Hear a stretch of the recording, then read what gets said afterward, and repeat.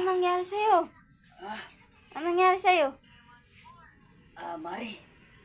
Napalaban ako kay pare. Mari, Hmm. pwede bang dito muna ako matulog, Mari? Baka awayin ako ni kumare mo. Mari, dito muna ako pwede baga? Pwede. Anong kumari ay asawa mo ako? Ikaw. Ikaw asawa ko.